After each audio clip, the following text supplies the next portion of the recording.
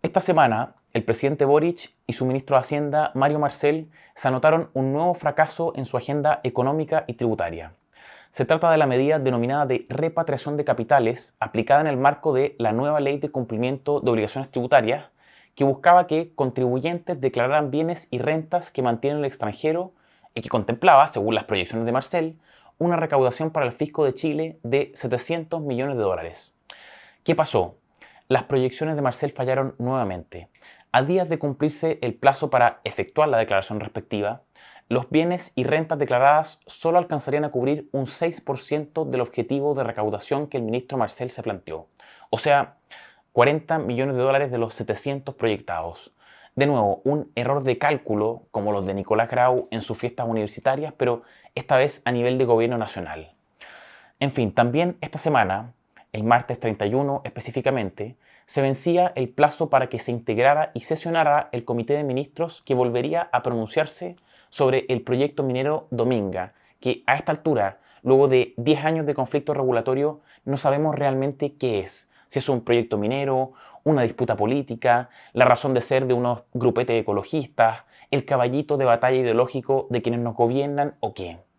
El asunto es que el gobierno se negó a cumplir el reciente fallo del Tribunal Ambiental que lo obligó a sesionar respecto del proyecto a más tardar el 31 de diciembre de 2024 y le traspasó a Contraloría General de la República la definición de la nueva integración del Comité de Ministros. Nueva, recordemos, porque todos los que antes lo componían se inhabilitaron luego de que hace unas semanas el Tribunal Ambiental revocara la decisión del anterior Comité de Ministros que rechazó el proyecto. En los próximos días, la Comisión Nacional de Evaluación y Productividad debería publicar su reporte anual en el que detallará el nivel de productividad de nuestro país en el año 2024. Y, habida consideración de la información y antecedentes disponibles, la cosa no pinta muy auspiciosa para nuestro país. El dato que tenemos por ahora es el del último informe, que daba cuenta de una productividad que continúa a la baja en ese entonces, entre menos 1,8% y menos 2,4%. Estamos expectantes de su actualización, pero por ahora algunas preguntas. ¿Qué fue del gabinete ese llamado procrecimiento, armado por Boric y liderado por Mario Marcel? ¿Estará sesionando? ¿Estará realmente trabajando? ¿Cumplió los objetivos de 2024 que se fijó en diciembre de 2023? Porque ahora estamos viendo que recientemente, a comienzos de diciembre, se fijaron metas para 2025. Pero, ¿y 2024 qué? Si no estamos creciendo realmente. ¿Cuál es la evaluación de este año? Economía, ministro Grau. ¿Tiene acaso el ministro Grau un plan para deshacerse de la maraña regulatoria y burocrática que obstaculiza, entorpece e incluso derechamente impide el desarrollo de múltiples proyectos de inversión? ¿Qué se está esperando para sacar adelante las modificaciones legales que destraben todo esto? ¿Se entiende cómo es la cosa?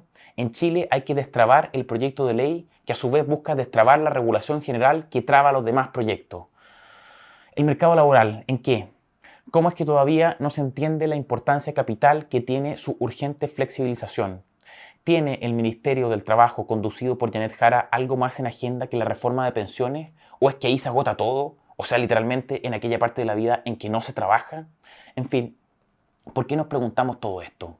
Porque sí, si bien nuestro país no se cae a pedazos en esta materia, no, el nivel de retroceso en algunos aspectos y de estancamiento en otros es evidente y proyecciones de mejora no se ven en el horizonte sin un giro de timón importante en el fondo. Y eso que hoy es retroceso y estancamiento, muy dañino, no nos equivoquemos, no son cosas neutras, eso que hoy es retroceso y estancamiento pueden ser otra cosa mucho peor en un plazo no muy lejano. Y es que Chile no es lo que era antes. Veamos unos cuantos datos, números, índices. El índice de competitividad fiscal publicado en octubre de 2024 por la Tax Foundation. ¿Qué es lo que mide este índice? Tiene como objetivo el evaluar, medir y comparar el diseño de los sistemas fiscales de los 38 países OCDE. Aquí en Chile, ustedes saben, se suelen hacer comparaciones con los países miembros de la OCDE constantemente. Es como el estándar en todo ámbito de cuestiones, salvo para esta. Cuando se trata de este tipo de cuestiones de índole económica, tributaria, etc., nuestras autoridades se hacen los locos. Pero, en fin, ¿qué mide o con respecto a qué se construye el índice? Es una evaluación de 5 factores o tipos de impuestos, más bien. El impuesto corporativo, los impuestos individuales, el impuesto al consumo, aquí el IVA por ejemplo, los impuestos a la propiedad y los impuestos transfronterizos. ¿En qué lugar quedó nuestro país en la más reciente medición? En el puesto 29 de 38, al igual que en 2023, pero empeorando 0,4 en puntaje. Obtuvimos esta vez 58,4 de 100 puntos, y en lo que a impuestos corporativos se refiere, impuestos a la empresa, el ranking nos ubicó en el lugar 36 de 38, o sea, casi colistas de la tabla. Nuestro país continúa a la baja en esta materia. En los años 2021 y 2022, Chile se encontraba en la posición 27 de la medición general. O sea, hemos perdido solo en un par de años 11 lugares en competitividad fiscal. Chile no es competitivo fiscalmente, es decir, desde el punto de vista de los incentivos que su sistema tributario ofrece. Y la verdad es muy esperable. A ver, ¿cuál es el país mejor rankeado? Y ojo que lleva siéndolo 11 años. Estamos hablando de Estonia. ¿Qué pasa en Estonia? Obviamente no podemos revisar detalladamente la situación tributaria de Estonia, pero a grosso modo, su tasa de impuesto corporativo es de 20%. Aquí en Chile es de 27%, y las presiones por subirla siempre existen. Su tasa de impuestos personales también es de 20%. Aquí en Chile, qué decir, hay tramos con tasas de 35 o 40%. Impuesto a la propiedad. En Estonia solo aplica al valor de la tierra, no al valor de los inmuebles o del capital, como se aplica en Chile. En fin, reglas. Reglas diferentes que configuran un sistema de incentivo distinto, más o menos atractivo dependiendo de cómo éste sea. Nuestro país no es lo suficientemente competitivo en materia fiscal y además se mantiene estancado en lo que a libertad económica se refiere y en el plano general en un proceso de retroceso gradual desde hace al menos 10 años. Veamos. Índice de Libertad Económica publicado en febrero de 2024 de la Heritage Foundation. ¿Qué es lo que mide este índice? Busca medir el nivel de libertad económica de 176 países sobre la base de 12 indicadores distribuidos en 4 categorías. Hablamos de Estado de Derecho, tamaño del Estado, eficiencia regulatoria y apertura de los mercados.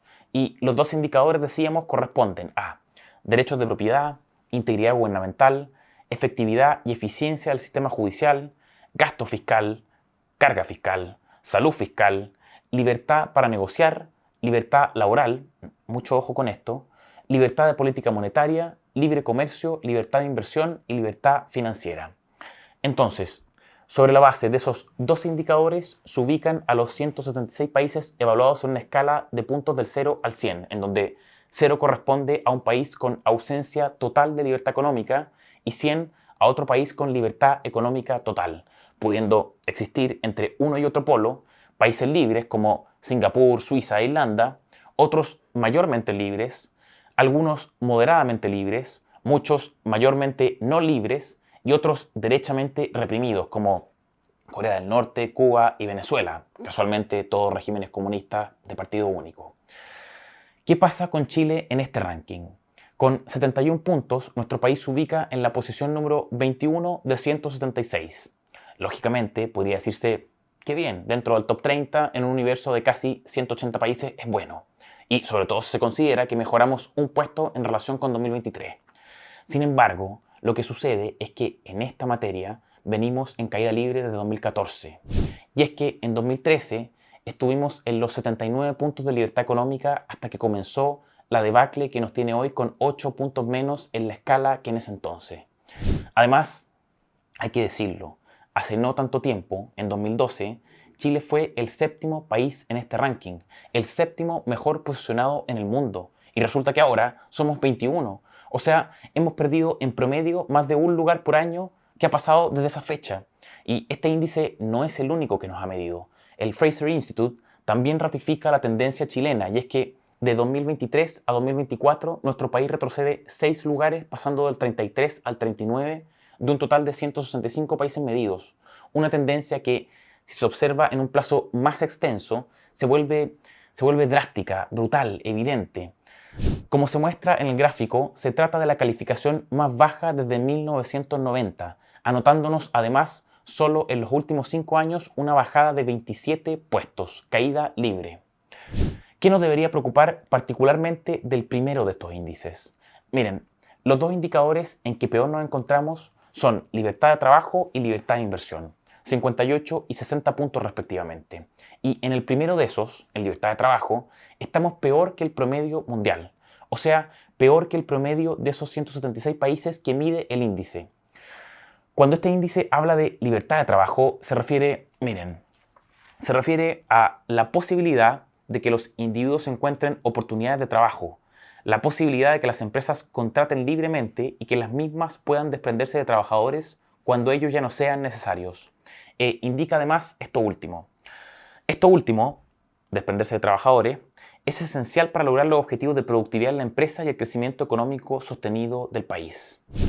En esta materia, decíamos, Chile está peor que el promedio mundial. ¿Y qué se está haciendo para trabajar esto? Me temo que todo lo contrario a lo que se requiere. Hace unos días, los diputados socialistas Daniela Chiccardini y Daniel Manucheri dieron que hablar con un proyecto de ley de su autoría, que, ojo, es de marzo, no es de ahora, que busca modificar el Código del Trabajo para conceder el derecho irrenunciable a un permiso especial a los trabajadores en el día de su cumpleaños, considerándose dicho día como trabajado para todo efecto legal.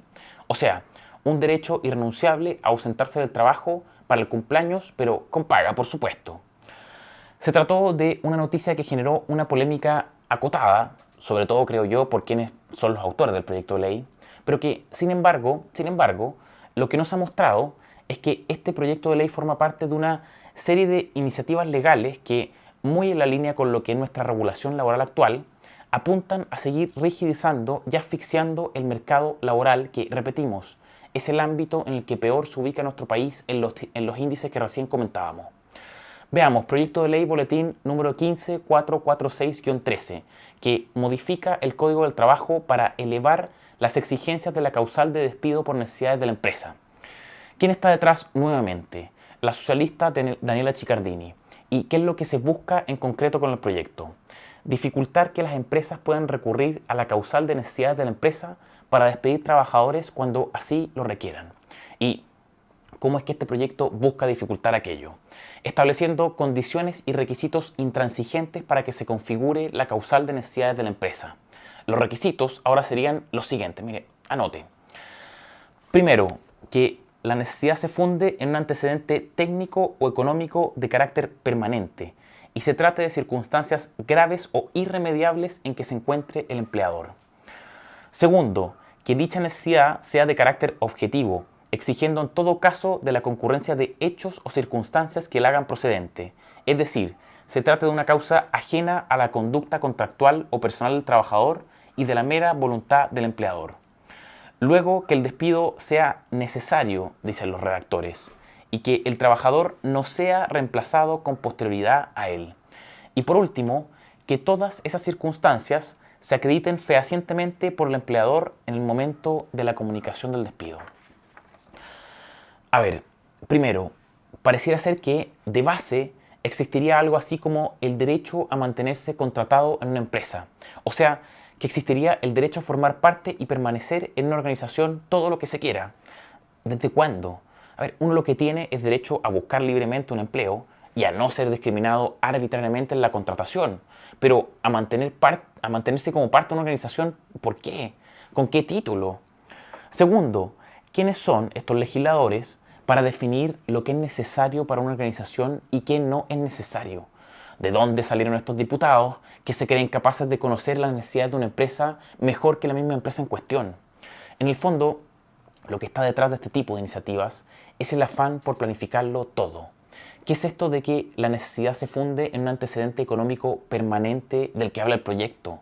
¿Acaso habría que esperar la quiebra de la empresa para que se configure la necesidad de esta de despedir trabajadores? Otra pregunta. ¿Hasta cuándo se supone que regiría la prohibición de reemplazar al trabajador por otra persona? ¿Se pretende que sea perpetuo?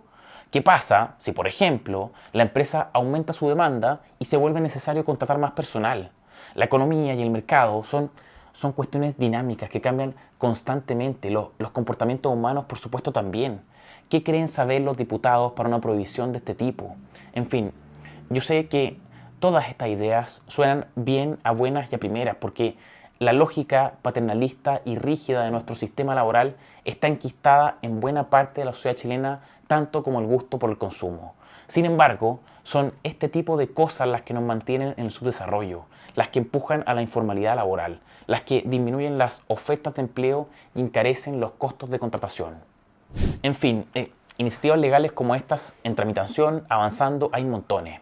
Veamos, proyecto de ley boletín número 15401-13 que modifica el Código del Trabajo para otorgar derecho a indemnización a los trabajadores en caso de renuncia, muerte o resiliación del contrato. ¿Quiénes empujan este proyecto? Aquí no tenemos a Chicardini y a Manucheri, pero no importa porque a falta de ellos están Pamela Giles, Jaime Mulet y Gaspar Rivas. ¿Qué es lo que se busca con este proyecto? Extender el derecho a indemnización establecido en el inciso segundo del artículo 163 del Código del Trabajo, o sea, la indemnización por años de servicio, a los casos en que el contrato de trabajo termine por renuncia del trabajador, muerte del trabajador o acuerdo de trabajador y empleador. A ver, este es un tema para columna aparte, completa, pero solo dejaremos la pregunta planteada. ¿Por qué debe el empleador indemnizar por años de servicio al trabajador en caso de despido? La indemnización supone un daño que quien lo causó debe resarcir a la persona dañada pagando una indemnización. En este caso, en el caso de la indemnización por años de servicio, ¿qué daño le causó el empleador al trabajador en esos años de servicio? ¿Cuál es el daño provocado en esos años que el empleador debe indemnizar al trabajador? ¿Ofrecerle un trabajo, asignarle tareas, impartirle instrucciones, exigir el cumplimiento de un horario? ¿Ese es el daño? Porque recordemos que a cambio de ese trabajo, de esas tareas, de las instrucciones y el cumplimiento de horarios, existe también una remuneración asociada, ¿no? A ver, yo creo que no existe daño alguno y por tanto no hay nada que indemnizar. Pero los invito a que lo expongan libremente en el cajón de comentarios de este video si están fuertemente en desacuerdo. Vamos a leer todos esos comentarios. Pero bueno, punto aparte. Este proyecto de ley lo que busca es que esa indemnización por años de servicio se pague no solo en caso de despido del empleador, sino también de renuncia del trabajador. O sea, un caso en que el trabajador decide voluntariamente terminar con la relación laboral con derecho además a ser indemnizado. O sea, si las indemnizaciones por años de servicio ya son una carga bastante pesada y que quita dinamismo al mercado laboral, imagínense ahora si éstas se dieran por renuncias voluntarias del trabajador. Actualmente, como empleador, algo se puede prever respecto de las indemnizaciones a pagar por conceptos de años de servicio. Una empresa puede tener claro o más o menos claro a quién despedirá, cuánto deberá pagar y organizarse sobre la base de esa información que ella misma maneja. Sin embargo, con el proyecto que comentamos, esa capacidad de previsión desaparece, porque ya no sería solo la propia empresa la que podría gatillar dichas obligaciones, sino también el mismo trabajador unilateralmente cuando le plazca. En fin, una pregunta más. Si lo que está detrás de la indemnización por años de servicio no es un daño provocado en ese periodo en que se trabajó, y si lo es, por ejemplo, que el empleador le haya puesto término al contrato sin la voluntad concurrente del trabajador, con todo lo que ello involucra, ¿no debería, en este caso, aplicando esa lógica, el trabajador entonces indemnizar al empleador por los años de contratación, por ejemplo? A ver, en definitiva, lo que está detrás de este proyecto de ley y de la regulación actual de la indemnización por años de servicio es la lógica de que el empleador ha oprimido y está actual y constantemente oprimiendo al trabajador. O sea, que la relación estructural entre estos dos sujetos, empleador y trabajador, es de opresión, no de trabajo. De opresión del primero sobre el segundo, y que en razón de dicha relación de opresión, el empleador tiene una especie de deuda con el trabajador, no solo por la relación concreta que puede llevar un empleador X con un trabajador Y, sino que una deuda histórica, una deuda original, justamente porque esto se trata de una relación histórica de opresión. Es una cuestión abstracta, inherente a la relación laboral y que se supone sufrirían todos los trabajadores por parte de todos los empleadores, sabiéndolo algunos trabajadores o no, dependiendo del nivel de alineación en que se encuentren. En fin, cierro con el último proyecto de ley en materia laboral. Boletín número 14624-13. Proyecto de ley para, cito, promover la contratación de personas jóvenes sin experiencia laboral previa. Suena lindo, ¿o no? Bueno, aquí estuvo Vallejo, Winter, Mike Torsini, etc. Pero también Tomás Fuentes, uno de los operadores de Marcela Cubillo en su campaña municipal, Y también Gonzalo Fuenzalida, este exdiputado de Renovación Nacional del Distrito 11, muy bueno para el dribbling. Pero más allá de sus autores, ¿qué busca el proyecto? Veamos, porque esto de promover la contratación es una soberana mentira. Lo que el proyecto busca es obligar a que las empresas con 100 o más trabajadores contraten al menos un 10% de personas de entre 18 y 28 años que no cuenten con experiencia laboral previa, sea que cuenten o no con estudios técnicos o profesionales. Además, establece que dicha contratación no puede exceder el 50% de personas de un mismo género. ¿Cómo se ve? De nuevo, un proyecto de ley que a oídos despistados suena bonito, de buenas intenciones se dice, pero que, de nuevo, nos vuelve inviables, mórbidos, lentos, con poca capacidad de reacción, poco competitivos una y otra vez. Este proyecto ha avanzado bastante, más que los demás, y de hecho ya se está viendo en el Senado, y a la par con su avance también ha sufrido mutaciones. Se trata de cambios, muy entre comillas, para bien, y explico esto de para bien porque si al comienzo era una aberración, hoy es solo un pésimo proyecto de ley. Eso cambió ligeramente porque los deberes que ahora los políticos imponen a las empresas son diferentes. Miren, ¿a qué se les obliga a las empresas? Primero, a dar preferencia, dice ahora el proyecto, en sus procesos de selección de personal a la contratación de personas de entre 18 y 28 años y que no cuenten con experiencia previa relevante. O sea, ya no se obliga directamente a contratar, sino a dar preferencia, que, digámoslo, en la práctica, en algo se debe traducir. Una preferencia es una elección de algo por sobre otra cosa, una priorización, un hacer por un lado y un dejar de hacer por otro, pero debe hacerse algo. Se obliga a las empresas a preferir la contratación de gente entre 18 y 28 años sin experiencia. ¿Qué es en cambio lo que ahora se sugiere a las empresas?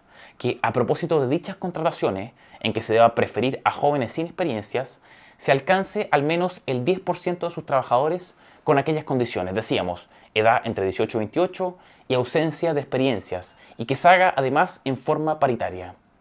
Segundo, se obliga también a las empresas a incluir en el registro de contratos semestralmente la información relativa al número de trabajadores sin experiencia previa relevante que la empresa está dispuesta a contratar o mantener contratados, el porcentaje que estos trabajadores representan sobre el total de los contratados y también un plan de desarrollo y capacitación que se implementará para mejorar las capacidades de dichos trabajadores.